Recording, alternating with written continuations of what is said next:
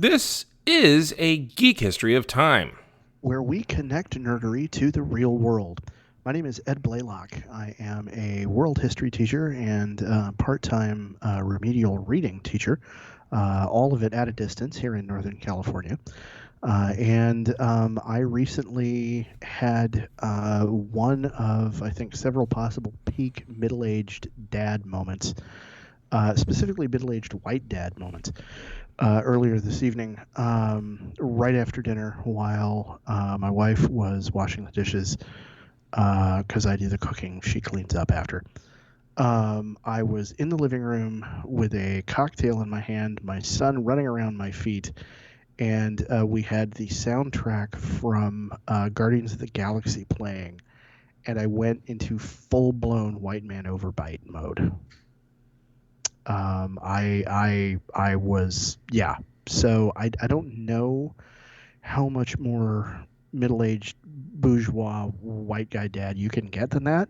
But if anybody had actually seen the air quotes around dancing I was doing, pretty sure I pegged the needle on that. So that's what I have going on. And who, sir, are you? Well, I'm Damian Harmony. I am a high school Latin teacher up here in Northern California doing the distance thing. And I don't know. I mean, I haven't worn socks in 3 or 4 months. So it's a pretty white guy dad thing. That's pretty white guy dad, but that's also pretty summertime in Northern California and pretty quarantine life. It really is. It really is. So I've saved a lot on detergent. Because it's pretty much the same. Yeah. The volume of each load of laundry would be notably different. Yeah. So it takes a week and a half to get a full load of me and the 2 kids, as opposed to just a week. So. Yeah. All right. Well, there you go. Yeah, that's all I got. Yeah. So the fact that I'm talking about laundry is pretty, That's pretty middle-aged dad. Yeah. Going on. So. I think, I think that's pretty middle-aged Gen X / millennial dad, though. Mm-hmm. Yeah. Well, and I have a sink full of dishes because I don't have somebody to wash up after I cook, and I cook every night. So yeah. So let's see. Last time we talked about the Batman. We did. And we didn't get all the way through. I think we stopped, in the 40s? Pretty early on, yeah. During the war is really where we left off. And, of course, my thesis was that, from the character's inception up into basically through the war, he embodied kind of an idealized idea of what folks in the late 30s and into the 40s in New York wanted to see from their gentry. Okay. Yeah. He was our millionaire fighting against evil millionaires who got where they were through corruption, and who was working with the good authorities against the bad corrupt ones. And so he was this avatar. Simultaneously, he was an avatar of the wonders of the advancement of science with all of his high-tech gadgets and his high-tech vehicles and everything. And he was one of the good ones in terms of millionaires. Kind of both of these things kind of going on at once. Right, and I believe I was picking at the fact that he was very waspy. And the people he was taking on were not quite the good whites. Were largely ethnic. Yeah. Yes. And so they were crooked because they were of that criminal class of ethnicity. Yeah. And in the 40s, I think there would be debate about how white Italians really even were in terms of their perception by wider society. Or dominant society, I should say. So, but he also, simultaneously, he had, multiple of his villains were, renegade scientists or doctors, kind of stuff. So there's this definite kind of science fiction angle to the character that's there. and then so as the 40s wore on, he of course started out. We talked about how in the very early episodes his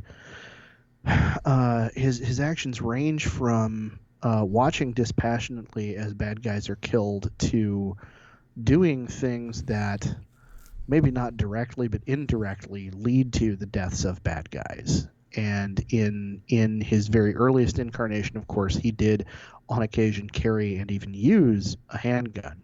Right. And so, for the first few years of his existence, he very much was a character of the detective comic book genre. He was kind of the bridge between crime comics and superhero comics. Now, and he's also a hero that gets his start before the CCA gets its start. Yes. So that's kind of an important distinction. It's a very important distinction that we're going to talk about here in a minute. Oh, good. So over the course of the 40s and especially after the war, the tone of the comics got much lighter.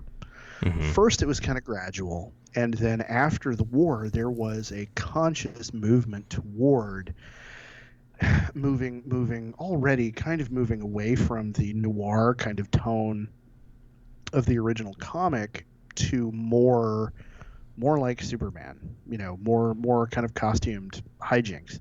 Mm-hmm. And the villains got more cartoonish.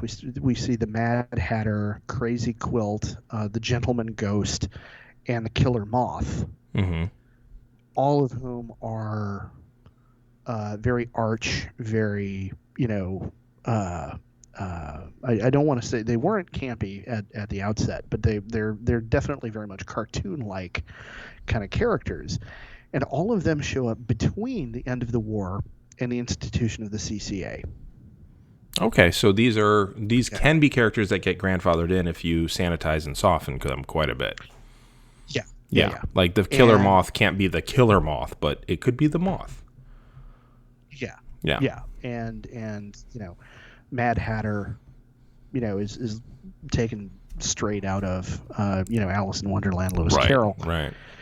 And then we look back at who his other nemesis had been, who his other opponents had been. We have the Penguin, mm-hmm. who started out being kind of cartoonish, but he was a mob boss, and then after the CCA, he gets more cartoonish.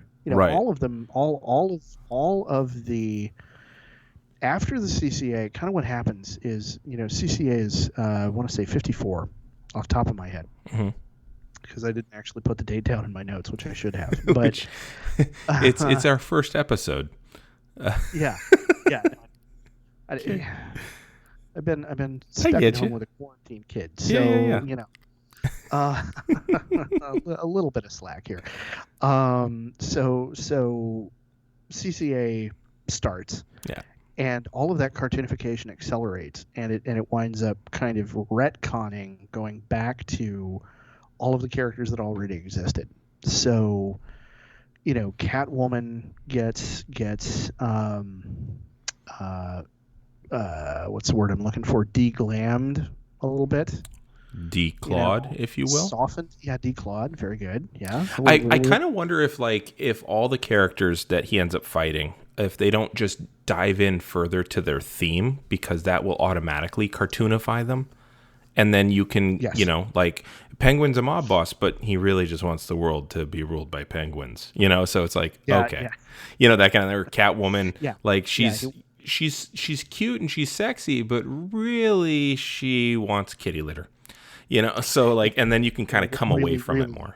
Yeah, really, she wants to be, a crazy cat lady and Batman's girlfriend at the same time. Like, okay. At least they're both mammals, I guess. I don't know. Yeah. There you go. So, but yeah, what you do see, and that's a meaningful point that you bring up. What you do wind up seeing is the Flanderization, mm-hmm. and I'm stealing that term again, whole cloth from TV tropes. You're seeing the Flanderization of basically the whole rogues gallery. Now, for those of us that don't know, Flanderization is where you take a character from The Simpsons and then he recites on Flanders Field. Nice. Thanks. Nice. No, not so much. I would be interested to see what Groening would do with that. But no, what you do is you take Ned Flanders, Okay. who started out as, he's the next door neighbor, and he and his family are the upright, milk drinking, moral majority brigade Right.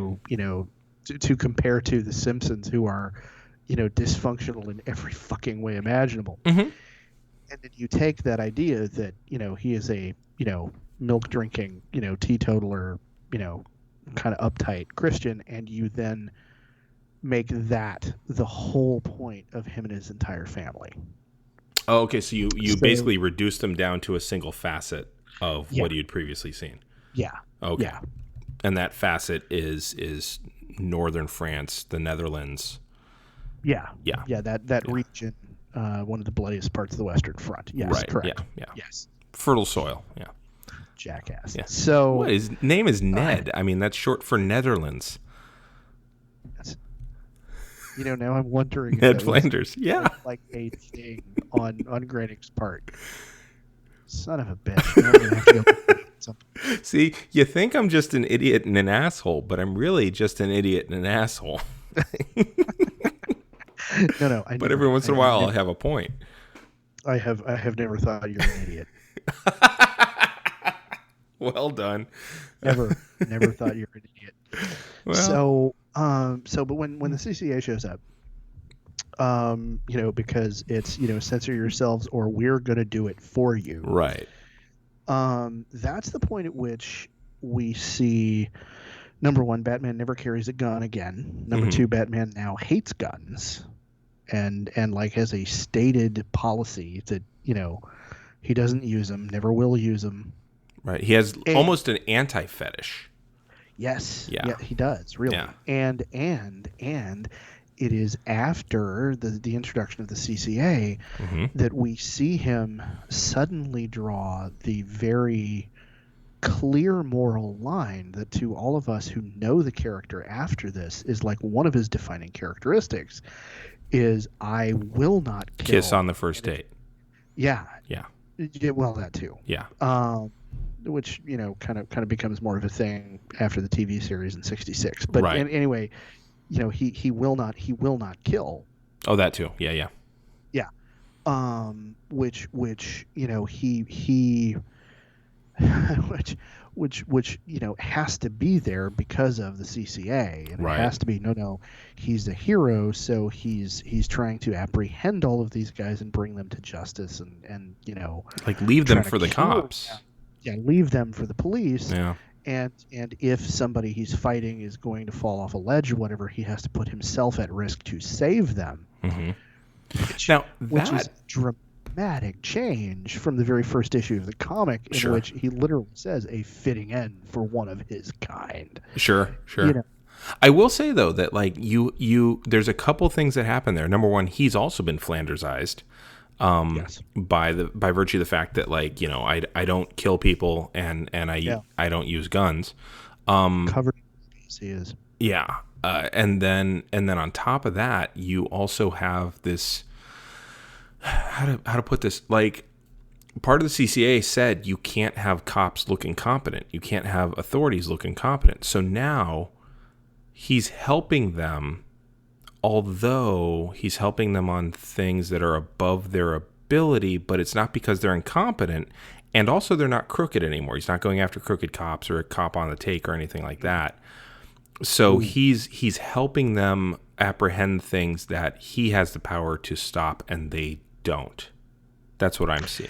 Yes. Yeah. Yes. And so we start seeing, because of that, the how to put it, the metafictional separation of him and the criminals he deals with from what can be handled by normal, in quotes, authorities.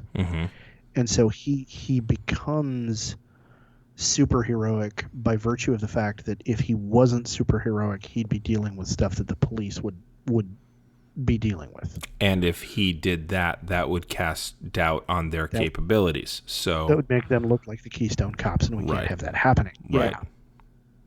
And so what this leads to is a whole lot of three-color comic book kind of silliness. So Ace the Bat Hound shows up in 1955. Okay, is this, although at the same time though, doesn't Superman have a dog at this point too? Yes, he does. Okay, so everybody had a dog at some point. Yeah. Everybody gets a dog. All right. Like, everybody has a ward, which Batman was the first one. Robin That's was right. as I mentioned in our last episode. So everybody has a ward to in Batman's case, there's a narrative reason for it. Mm-hmm. I honestly don't know why Cap Had had Bucky. a teenager following him around the front in World War II. And an American one at that. He's not not a detective. Right. So you don't narratively need to have him recite to somebody, let me explain to you how I came to this conclusion so you can see how fucking brilliant I am. Right. So there's like okay, why did we do this? I kind of want to know, but and part of it could very well be to make this adult character more approachable to a younger audience. You have somebody that the younger audience can identify with. I understand that from a marketing perspective, but like metafictionally, why? Yeah, well, and he was what do you call it? Bucky was originally there as the boy companion to Cap, like all the way back in Captain America Comics #1. Oh yeah. Like he was there from the jump, and so it's just kind of, he was part of a group called the Young Allies. It was this all kid team, which later on Rick Jones is part of, like a crime fighting squad that helps the Avengers. Oh, it's really dumb. Okay. But it's really, really weird. Like there's no real explanation for him being in there until much later when people start to go, it's a little weird to lead a teenager without armor. Why are you doing that? Yeah. So anyway, and again, this doesn't really apply to Cap, but when we're talking about this kind of stuff, him having a dog and all this stuff, it's the 50s. I mean, in a lot of the Facebook groups that I follow, for those of you who don't actually personally know Damian and me, but our listeners, so for like all three of you, I frequently wear a kilt as just part of my wardrobe, and so I am part of a number of kilt groups on Facebook. And there is an excerpt from a Batman comic from the 50s that shows up regularly, in which, for whatever reason, Batman and Robin are visiting Scotland in the course of some investigation or adventure of theirs, and Batman and Robin don kilts to attend a dinner party as Batman and Robin, rather than Bruce Wayne and Dick Grayson. Are the kilts part of some sort of dress code, or are other people dressed in kilts? Presumably, it's never explicitly stated that it's required attire, but they do have there is a conversation between the two of them explaining to the comic book audience about kilts being the traditional garb of the Highlands, and the tradition, which of course those of us in kilt groups know is a late 18th century, early 19th century invention of each clan having their own tartan, and explaining that in tones that literally sound like dialogue from the 60s TV series, before the 60s TV series, as they're heading off to this function. And so this is the kind of stuff that you saw happening in the comics in the 50s. It had been turned into kiddie entertainment by the CCA, because the assumption was the only people reading it were kids, and young ones at that, and young ones at that, not 15, 16-year-olds, but like 8 and 9-year-olds. And so the stories that get told, reflect that. They are costumed hijinks. There's sci-fi elements, that begin to predominate really heavily. And of course, the sci-fi elements begin to predominate because this is also the dawning of the jet age, the very beginnings of the space age. Sure.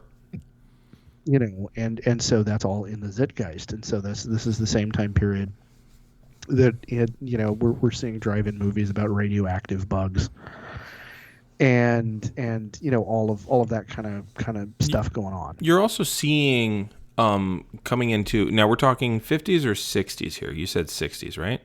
At this point, I'm talking mostly 50s. We're going to get into 50s. the 60s. I was going to say, you're starting to see eccentric millionaires kind of creeping into the zeitgeist as well. Howard Hughes with the Spruce Goose. Yeah. And you're seeing people with a lot of, and usually by munitions, by the way, like that's usually how they made their bones. But Stark. Yeah. Mm-hmm. To cross over to Marvel for a second. Yep. So you're starting to see eccentric millionaires, and you're also starting to see the idea of a playboy showing up, and a playboy being an American playboy, not some Italian import playboy like Valentino was.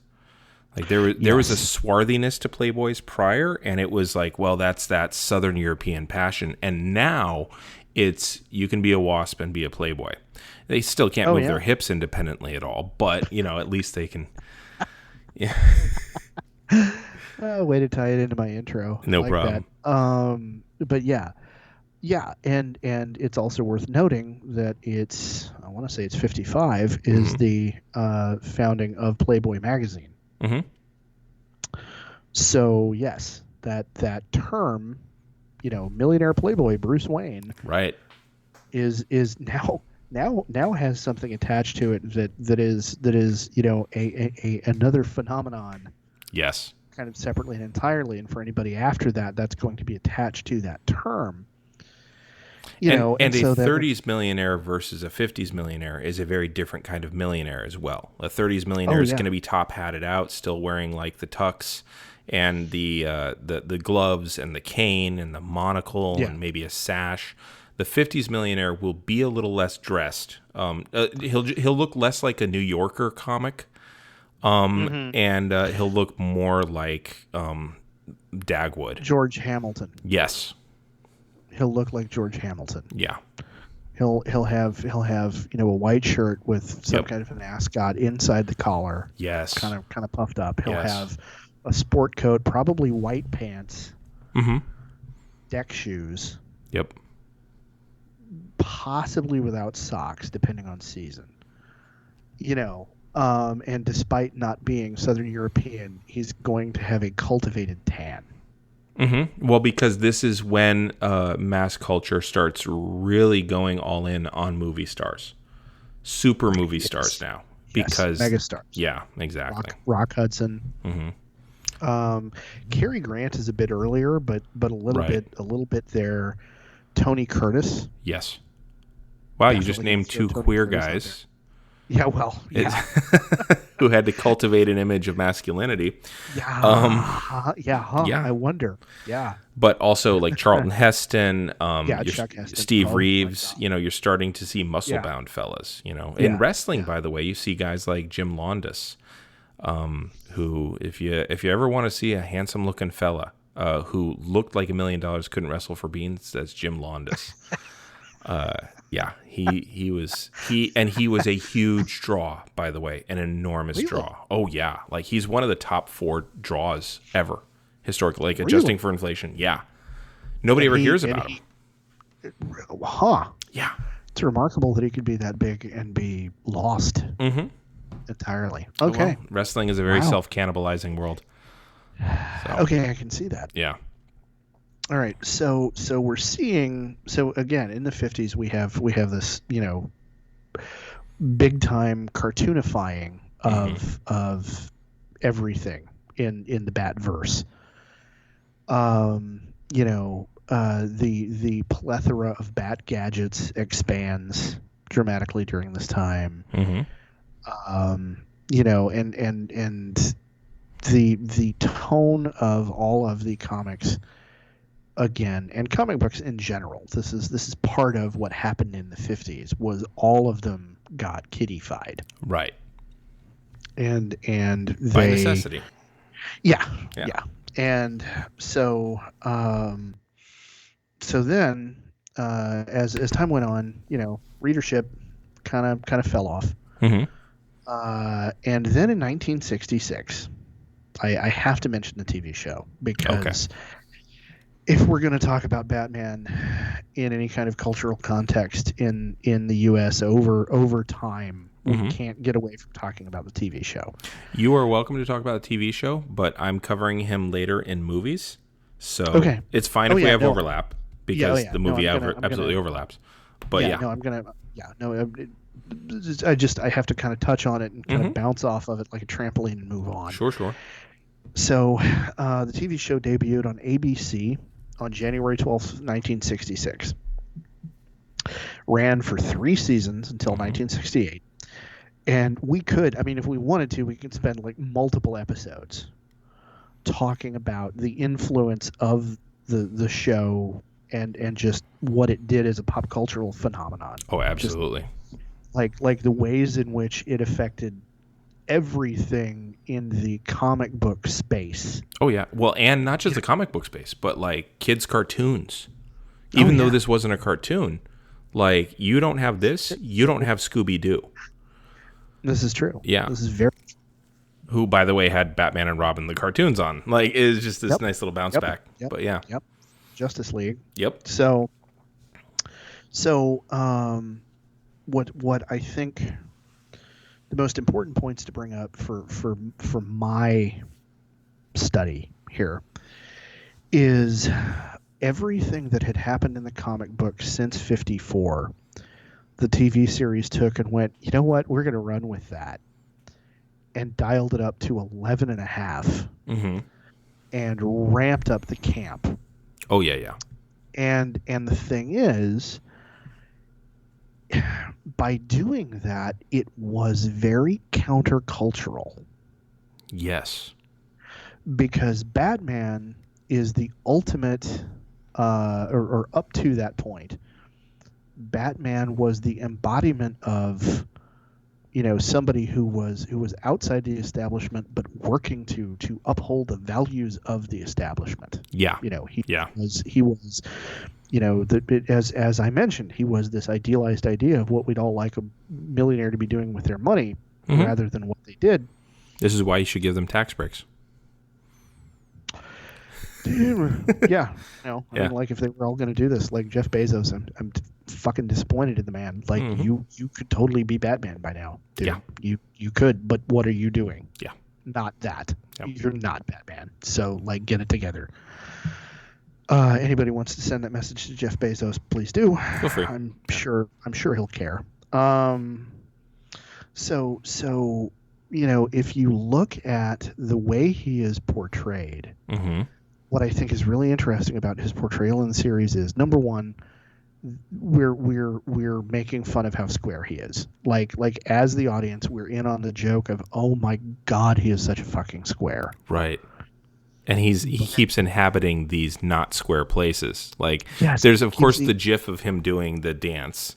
The you know, Batusi. the Batusi, Yeah, and and there was one where he talked with Robin about how Robin tried to smoke a cigarette to blend in with a street gang, and it gave him away. And Batman's like, well, your lugs aren't used to that because you do the right. It was a "don't smoke, kids" moment. Oh yeah. And super straight. talking about drinking your milk, eating your vegetables, doing your homework. I mean, there was all that kind of stuff involved. So good.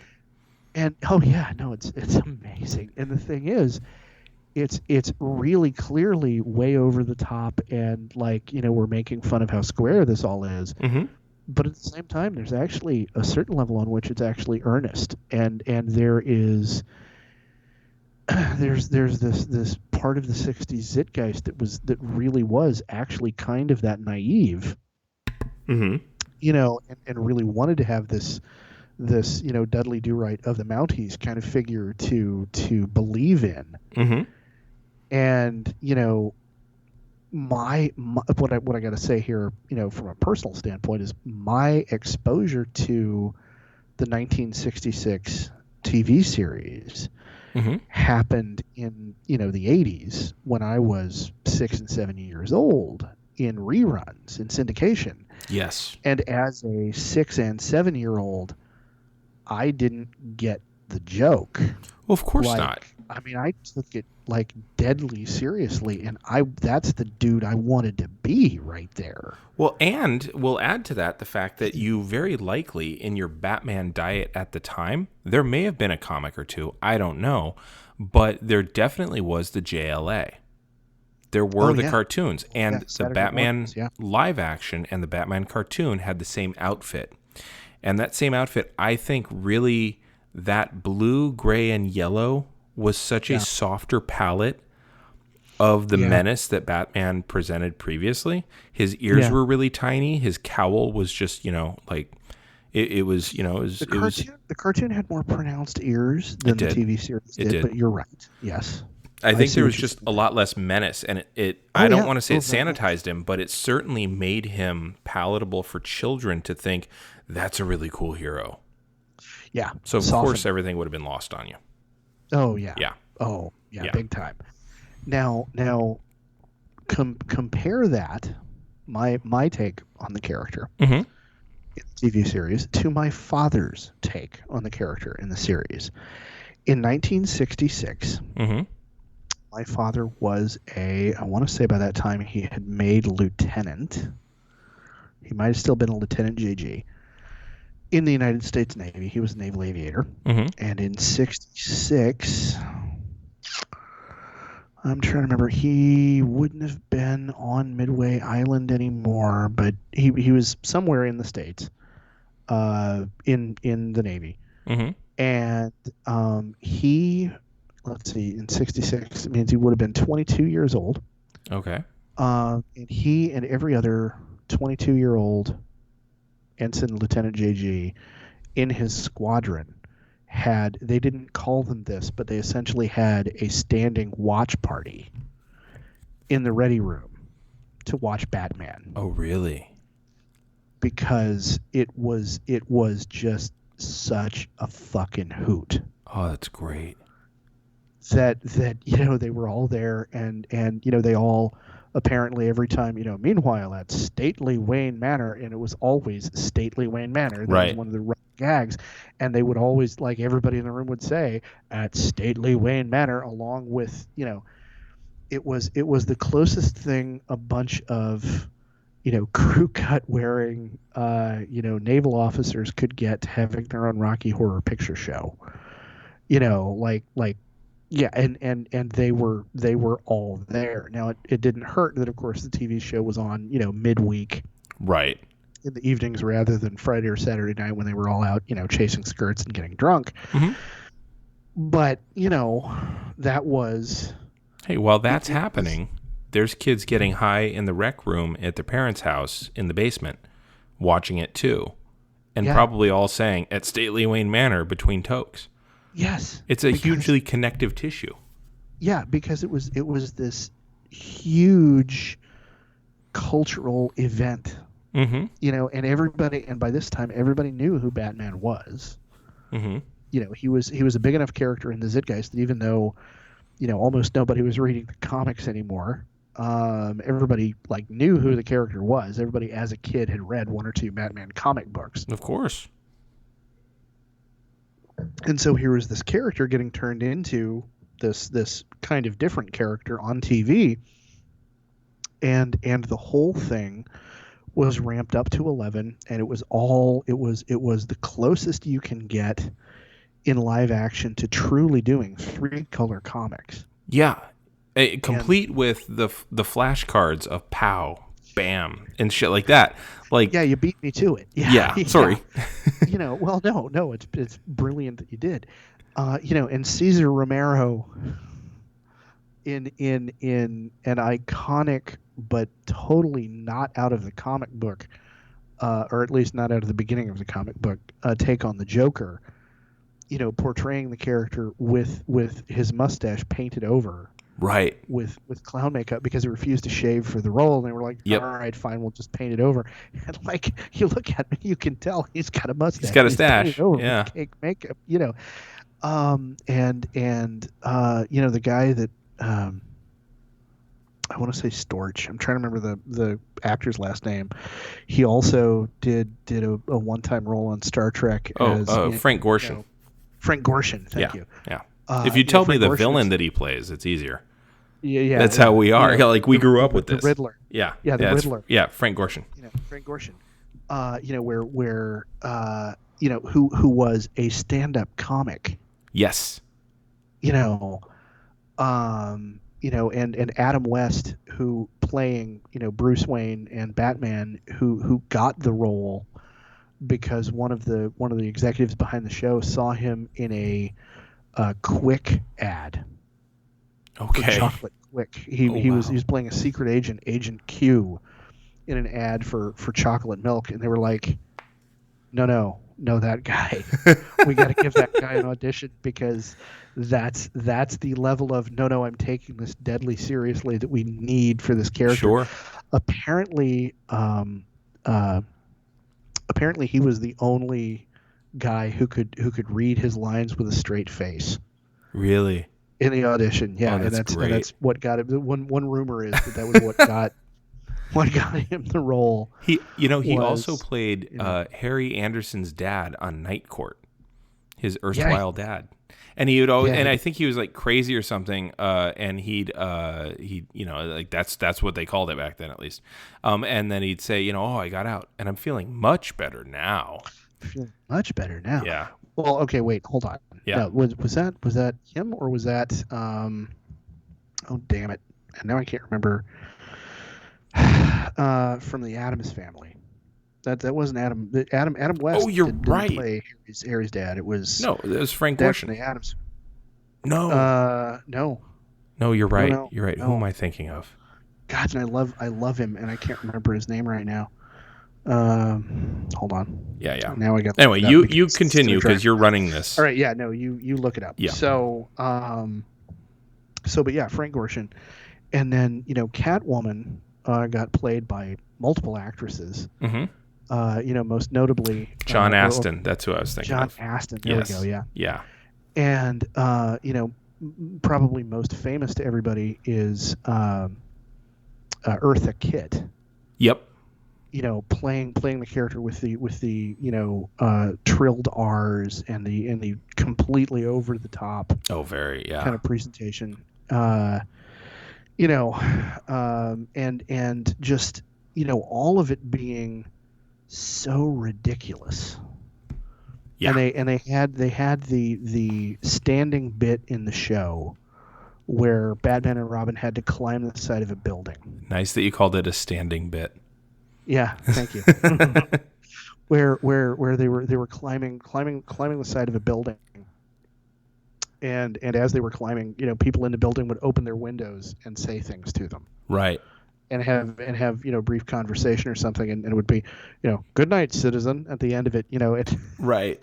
And so clearly coming from the same brain space as Rowan and Martin's Laugh-In. Yes. They'd have the bit where the wall would open up and they'd tell a bad vaudeville joke and then stick their head and then hide. Well, and that always had the same flavor to me as You Can't Do That on Television when they're in the lockers. Yes. Hey Moose, yes, Alistair. Yeah, and all that kind of stuff. Yeah. It's the same. We might need to do a You Can't Do That on Television episode. We probably do. Yeah, we probably do. We'll need to think on that. So okay, so the thing is, again, climbing up walls. It was a huge, and because of these bits, because of its particular tone, it was literally taking the 50s era comics and ramping them up to like beyond 11.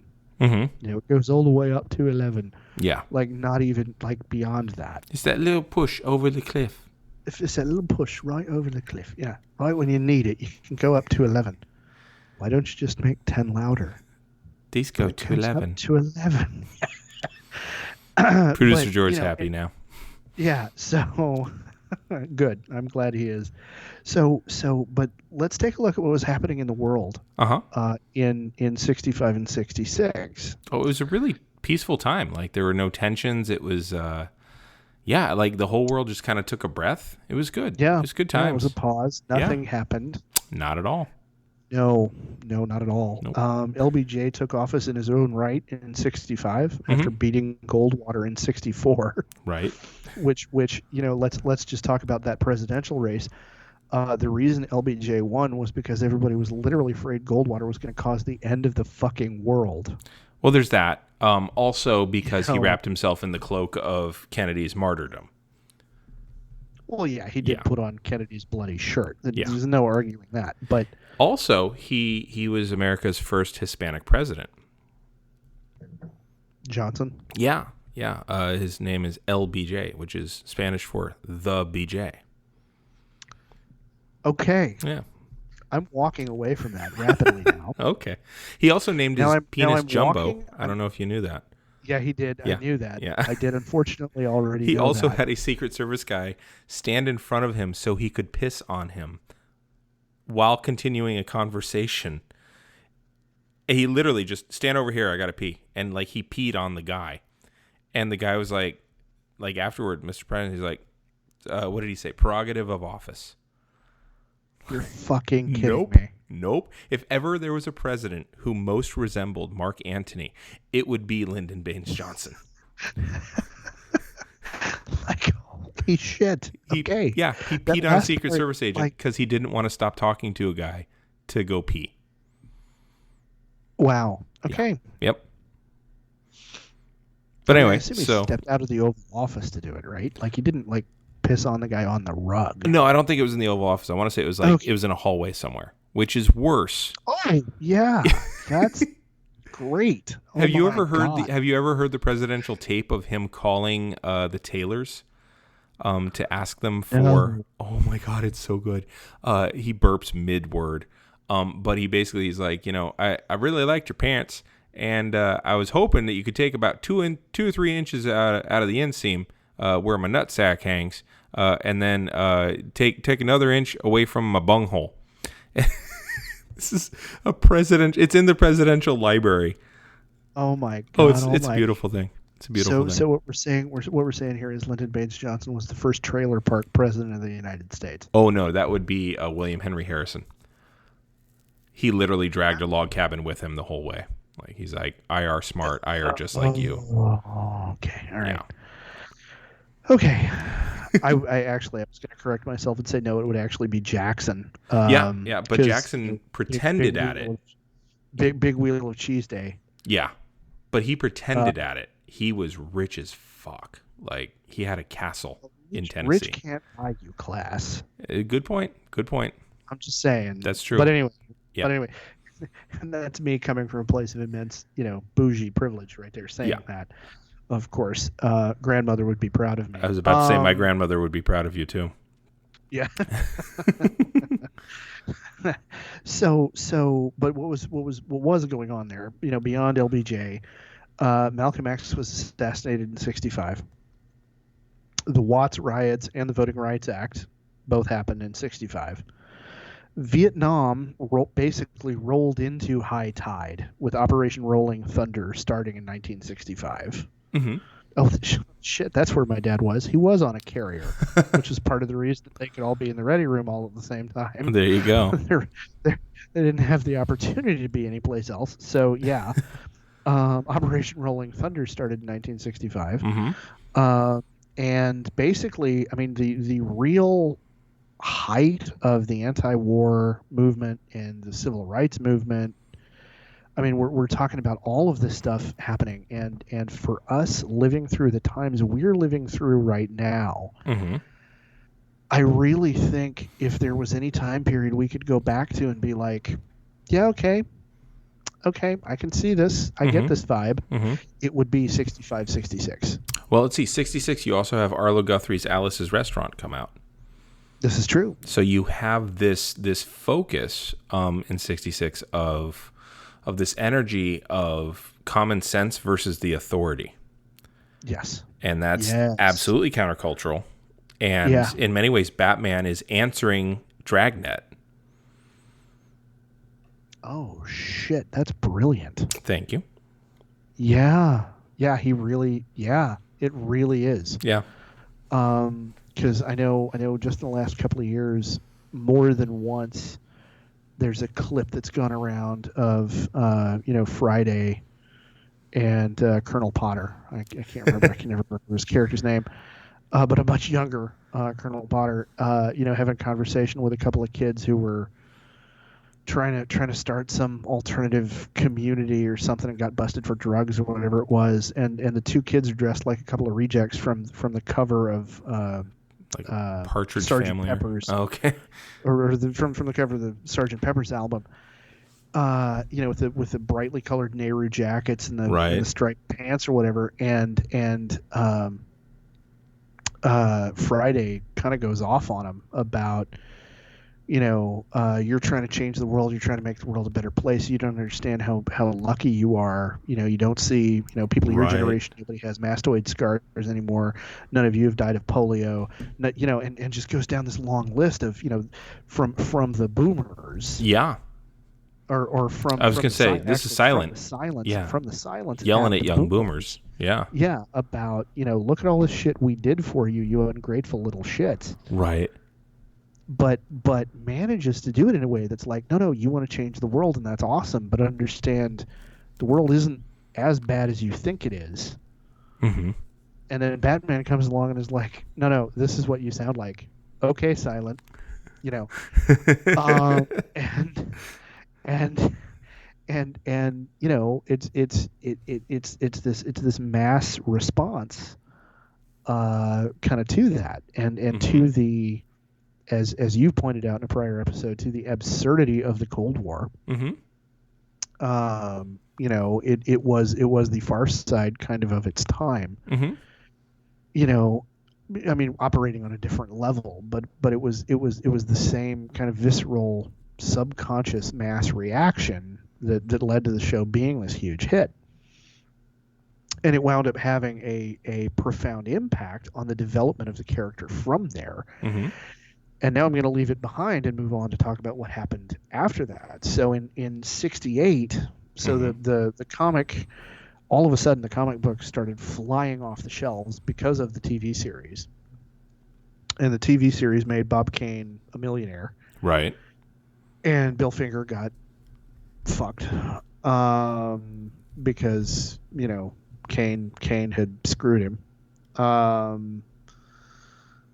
But anyway, that's beside the point of my thesis right now. So the comics flew off the shelves for a while, and then because of the show, yeah. Because of the show, and then the TV series died out, and then comic book sales basically immediately plummeted. And so in late 1968, DC decided, okay, no, look, we've got to do something about that. Mm-hmm. And they wound up taking the character back to a darker tone, made him more of a detective again, and consciously moved away from the silliness that had dominated in the 50s and into the 60s. And so in 68, Batmite and Ace the Bat Hound disappear. Mm-hmm. They go away, and Batmite doesn't show up again for 40 years. Shows up again in the 2000s. Somebody with more in-depth knowledge or more recent or more detailed research than mine might be able to tell me a time when he showed up again. But the next time the Batmite shows up is actually as a hallucination of a psychotic Batman. Wait, the Bat what? Batmite. Might. You did say might. Yeah, you're not familiar with Batmite? I am completely unfamiliar with Batmite. Oh, wow. Okay, you're going to learn a thing. Okay. So I'm a little worried. Superman had Mr. Mxyzptlk. Yes. And Mr. Mxyzptlk is an alien from the fifth dimension. Right. Who doesn't actually use magic, uses, ultra high tech from the fifth dimension to do stuff that is physically impossible. Right. And Mxyzptlk is a bad guy. Right. Okay, Mxyzptlk shows up and he's objectively here to cause trouble. He wants to get in Superman's way. He wants to, he's an agent of chaos. Mm-hmm. Batmite is Batman's answer to Mr. Mxyzptlk because it's DC Comics, so they exist in the same continuity. Right. And the difference is Batmite shows up as a little childlike looking man in an ill-fitting Batman costume, and he is Batman's biggest fan. Okay. And he wants to help. Jesus Christ, there's a character like that in Marvel in the 90s called Hindsight Lad, who basically blackmails the New Warriors into letting him be a part of them. And then when Civil War happens, he releases all their names to the public. Yeah. Wow. Okay. Batmite doesn't ever actually wind up becoming a snitch, but he is no, let me help. And imagine a really well-meaning 4-year-old with like fifth dimensional technology who doesn't really know how shit works trying to help. Oh Jesus, this is like Kazoo, the guy who was bothering both George Jetson and Fred Flintstone. Yes, Kazoo, great Zazu. Yeah. Zazu, Kazoo. I think it was Kazoo, because Zazu is the name of the bird in Lion King. Oh yeah, no, you're right. It's Kazoo. Yeah, Kazoo, great Kazoo, or whatever it was. Yeah. So that was kind of a thing at that time. Oddly, yes. Yeah.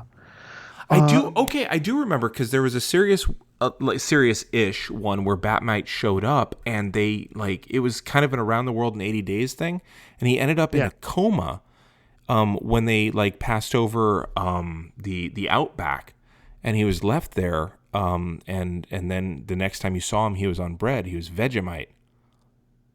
Nice. Thank you. Well done. Thank you. Well done. No, he wound up showing up again in a run sometime back. God, I'm trying to remember when in the 2000s it was, when Bruce Wayne has a psychotic break. Oh, I could tell you that's probably the mid 2000s, because from probably 05 to 09, somewhere in there, largely because dissociative disorder is huge in video games, during that 4-year span. It's enormous. Yeah, good point. Okay. So, yeah, I'd have to look it up again, because it wasn't part of the scope of my study, but I remember seeing a few of the comics at the time. Yeah. And through, because of extensive rapid fire revelations of betrayal one after the other, and trauma and a bunch of other stuff, and overt manipulation by the Black Mask Society, Bruce Wayne winds up having a psychotic break and becomes the Batman of Zur-En-Arr, some alternate dimension, alternate world. Okay. And Batmite shows up as the embodiment of the part of him that is still sane. Oh, wow. Okay. It's a weird...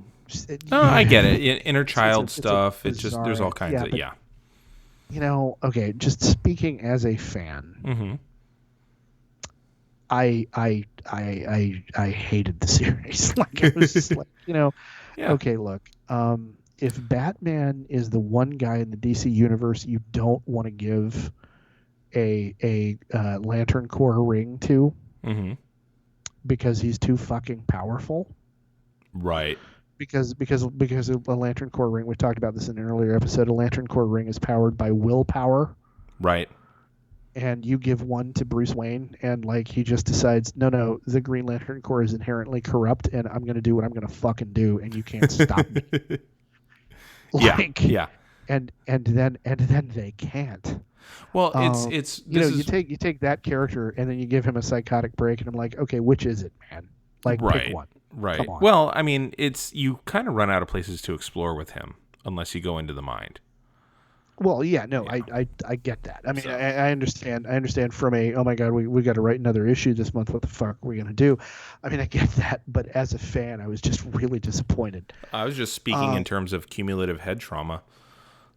Yeah, it's just how many times is it getting punched in the face? Yeah, I mean, it's gonna break. Think about the fight against Bane. Bane's got to weigh 500 pounds of solid fucking muscle. Yeah, He fought the Mountain.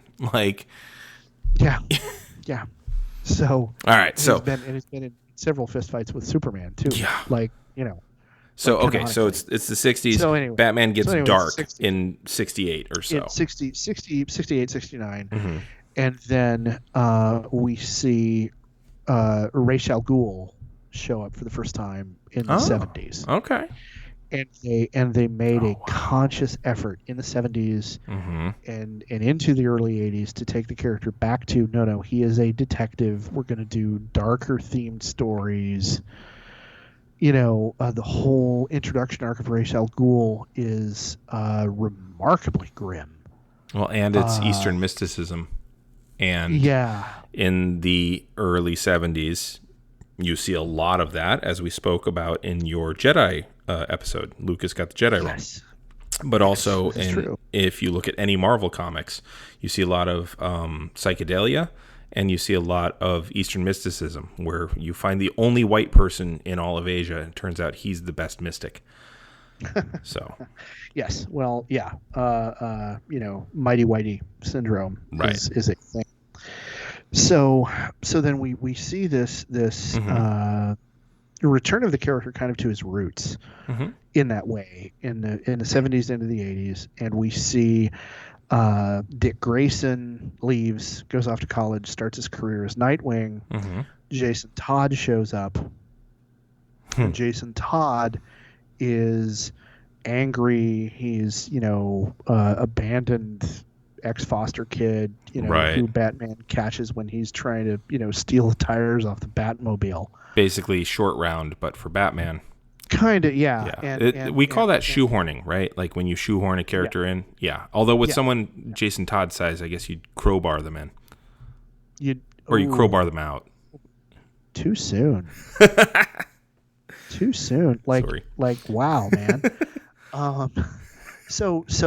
But yeah, I mean, it's important that you do bring that up, because here, when Dick Grayson showed up and he was an acrobat and a member of this family of very talented people who were victims of crime and all this, Jason Todd shows up, and now they've introduced a sidekick for Batman who is literally a street level criminal. He's a desperate kid off of the streets who's now being brought in by Bruce Wayne, and there's all this tension about that, and they really delve into what the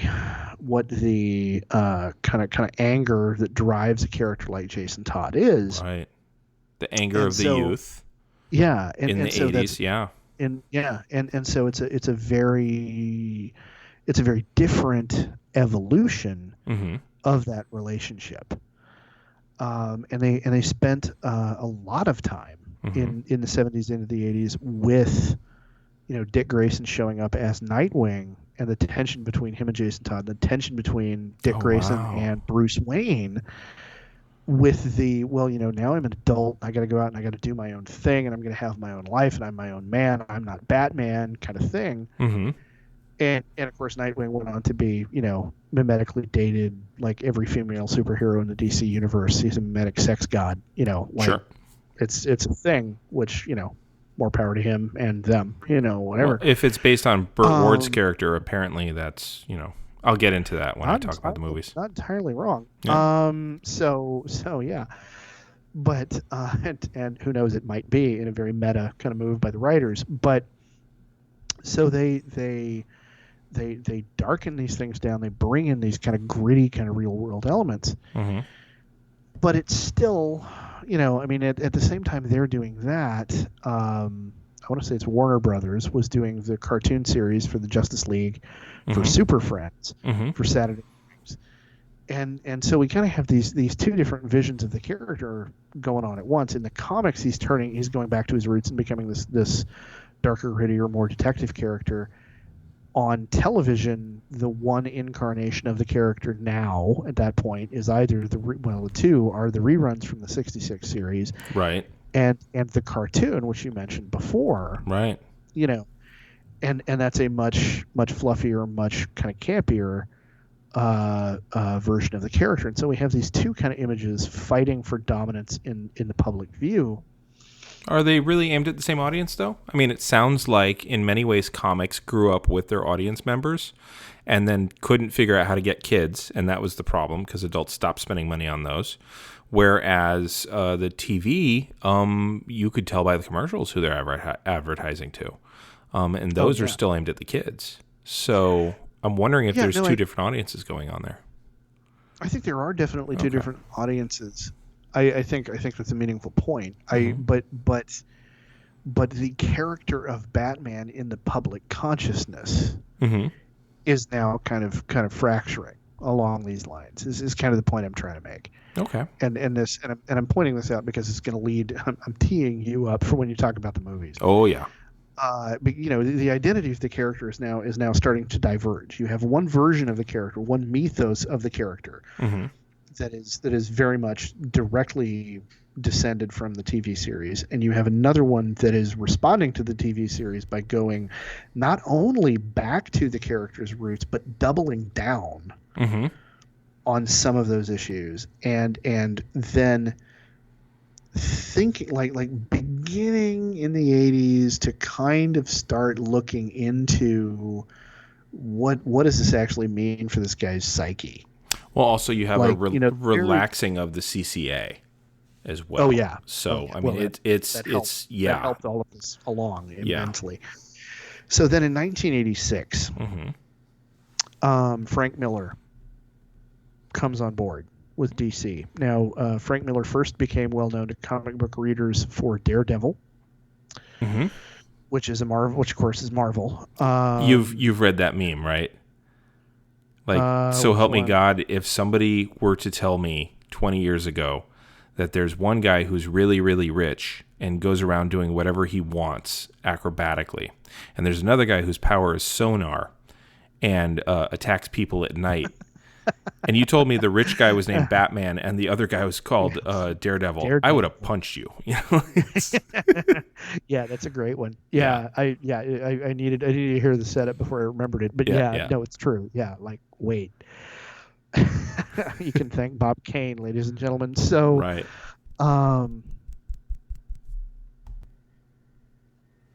So we have Frank Miller shows up writing in 1986, and I think at this point we're looking at we're going to have to spend some time talking about him, and I know we're getting up toward our end of episode kind of timeline. Yeah. But what I think is important is because we're going to go from me talking about the comics to you talking about the films. And it's going to be really important, I think, for the context of the movies, which start out in the 90s, that we hear in some more detail about what exactly it is that Frank Miller means to the continuity and the evolution of the character. Oh, absolutely. I think he's a watershed, and I think we need to do a Frank Miller episode. Would you agree? I think at some point we do. No, I mean as like the next chapter of the comic book discussion is Frank Miller and beyond, almost starting it with him. Definitely starting with him. I know that we could certainly do if I had enough time to do true justice to the research, we could spend an entire episode just talking about Frank Miller's work and then go into everything after that. Sure. But I think definitely it's worth starting the next episode with him for sure. Okay. Well, yeah, let's do that. I mean, we're still broad brushing what 70 plus. Yeah. 38 till now, right? Yeah. Okay, so 38 till 18 is 70 years. It's 80. 80 years. Yeah. We are further from Batman than Batman was from the Eiffel Tower. Yes. That was a point you brought up last episode. Oh, wow. Yeah. Hot diggity. Oh, man. Yeah, no, it's nuts. Yeah. That is nuts. All right. Well, okay. So do you have anything other than that chronological time bomb or brain bomb? What do you take away from what we've talked about so far? I wish we'd gotten a little bit more into the counterculture aspects of it, quite honestly, because there was so much happening on TV for the first time. Number one, it was in color. Number two, you've got the monkeys on TV. You've got the British pop invasion. You've got so much Psychedelia. Yeah. There's a whole Psychedelia is artistic certainly there in movement. the late 60s. Yeah. But there's so much counterculture going on there, and I would have loved to have nestled more into that with the Batman stuff. I genuinely think there's a whole episode in that at some point in the future. Almost I definitely. genuinely think we could do that. Yeah, I think so. I Yeah. would need to watch the series again because that's the kind of research I like to do. Yeah. But in terms of what I pulled out of it, I really, it's so interesting how this just lines up with all the timelines that we've set forth before in terms of the pop culture. In terms of the 50s is a time of great conformity, and you need to sanitize everything from Bugs Bunny to sex on TV kind of thing. Yeah. Yeah. And to the point where like no married couple has the same bed anymore. Which talk about a rich people flex in the weirdest goddamn way. In the most bizarre fucking Oh my god! way. But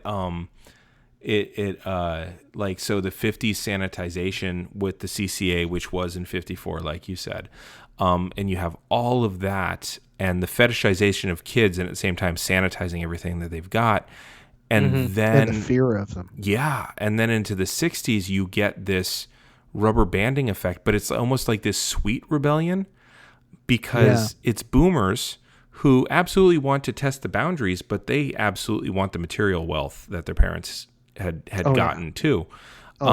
So, yes, I want to experiment and try the pot, but I don't want to spend my life doing that.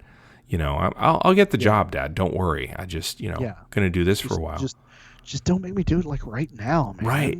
But then like going into that, into the 60s, just the counterculture, I really liked how Batman was just very much another example of that. Like we just keep adding transparencies to the top of the picture, and it's just getting more and more obvious what's happening culturally at that time. Especially if we again look into the 70s, you're saying how it gets all darker, and I'm like, well, shit, people are on barbiturates, like it's and the reason they're on barbiturates is because the world is getting darker, like all that shit's happening because there's multiple energy crises. There's Watergate, there's but more importantly, there's a toppling of white dominance of the culture, and people don't know how to handle it. And I mean, that's really there. Because that's when you start to see a lot of your superheroes of color and your women and your psychedelia, because that's a destabilizing reality. And I do like that Batman is absolutely just right in line with all of that. And of course, looking back, it's like, well, of course he was. Like, of course he was. But at the same time, it's that I really took away from it. It's just more reinforcement of those themes. So. Yeah. Well, and again, it's all of the ways that you never realized at the time that something was reflecting greater social forces, larger social forces. Now, having said that, I want to ask you, and I will absolutely back off at this point. Are you going to deal with the death of Jason Todd in the next episode? We can certainly talk about it. Okay. Yes, it's not explicitly in my notes right now, but I think it's worth talking about for sure. Because I think the fact that people called in to vote one way or the other on his death, and he gets killed, is really, really indicative of how fucked up we were in the 80s. Oh yeah, like how dark we got. It's like, let's kill a child. You're like, so. But people would have to pay money to do it too. Like there's an extra layer to that because it was a 900 number. No, it's just, what a stunning indictment. So that's what I took away from it. And I bet you I can predict the 90s and the 2000s what'll become of the comic because of what I know of those eras. So. All right. Yeah. So I'm going to tell you now. Okay. We're not going to get into the 2000s totally because by the time the 2000s come around, we're getting way too close to the New 52, right? And the Rebirth and all the stuff DC did after that, and it just my ability to follow the comics kind of fell apart. So Well, we're getting in. We're going to get into the 1990s cool. and tee things up for discussion of the movies, which Okay. we're going to kind of pick up chronologically from Oh, there. absolutely, absolutely. But I will say then what you just said about it, because I do remember hearing about that. There is a huge fracturing of everything culturally Oh in the yeah, early 2000s.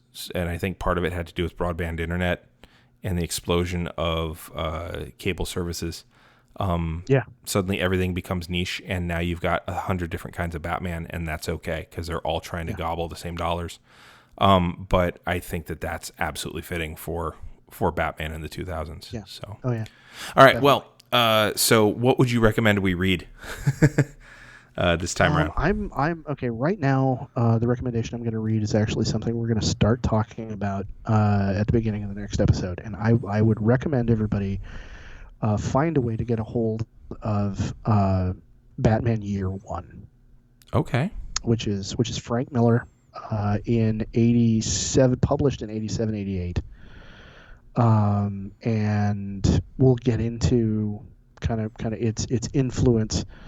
But it's I think for an understanding of the modern Batman, I think it's almost required reading. Okay. And that's one I've not read. So, all right. Well, let's see. Okay. I don't really have much to recommend as far as reading goes. I'm still deep into the Star Wars Yuuzhan Vong series. All right. Christy Golden said that she just finished she's an author of Star Wars books quite often, as well as World of Warcraft books. And I have a fun little story about that sometime I'll tell you. But she just said that she just finished writing a book about General Veers. And I thought that was, I was like, oh, that might be worth checking out. Interesting. That could be, yeah. So, but All yeah, right. I don't have much to recommend. So Batman Year One, I think I'll just second that, not having read it. Okay. So, all right. Well, where can people find you on the social medias? They can find me on the social medias. Thank you, Squirrely Dan, at Blaylock on Twitter, and Blaylock also on TikTok, and Mr. Blaylock on Instagram. And they can, of course, find both of us if you want to holler at both of us simultaneously about a continuity error I've made in talking about the history of Batman and his villains. You can get a hold of us at Geek History Time on Twitter. And if they want to take deserved offense at any of your manglings of the English language, Mr. Harmony, where can they get a hold of you? You can find me out in these streets. No, you can Cash me outside. right, but wear a mask and 6 feet away. Yeah, and so use a staff because 6 feet. Exactly. No, you can find me on the Twitter and on the Instagram at Duh Harmony. That's 2 H's in the middle. And you are welcome to correct me on my discussion of LBJ peeing on a Secret Service agent. It could be I compressed I still things. can't believe that. Oh yeah, but I know it happened. I mean, understand. I totally can believe it. Yeah. But like I had not had any idea. And my God. Yeah. So okay. All right. But yeah, you feel free to find us there. I do want to point out one thing before we go. Let's make sure that I can pull it up though, because otherwise I'll just point it. Okay. I can just bring it up on the next one. That was not it. Here we go. We have a retraction that we need to do. Oh, yes. So I will tell you the retraction. In our Deep Space Nine episode, which literally is aired, I think last week, we erroneously mixed up Herman Cain and Ben Carson. Herman Cain is the former Godfather CEO whom Trump attempted to put on the Federal Reserve Board, a position for which he was horribly unqualified. He has since died of COVID after mocking the disease. Ben Carson is a brilliant neurosurgeon who believes the pyramids were made for grain silos and who is the current HUD secretary, a position for which he is horribly unqualified. Yes. I mixed them up, and I'm sorry. There's no reason that I should have. Thanks to Brian Williams, that was brought to our attention. Brian Williams can be found on Twitter as @ProfessionHench. It's like professional henchman, but you had to abbreviate. Yes. So thank you, Brian, for bringing that up for us. And I am sorry that I mixed them up. I had no business mixing them up, but the Rogues Gallery of unqualified Trumpansies. Individuals in the Trump administration. Yeah. But all the same, it's a rotating set of targets. But yes, we should have been paying more attention to that. And of course, that being a mistake made by a couple of white guys about mixing up a couple of black gentlemen. Yeah, successful African American gentlemen. So. Yeah, unfortunate, and we're very, very sorry about that. So thank you, Brian, for pointing it out. And if you want to find Brian and thank him as well, it's at Profession Hench. So there we go. For Geek History of Time, I am Damian Harmony. And I'm Ed Blaylock. And next time, find us on the same bat time at the same bat channel.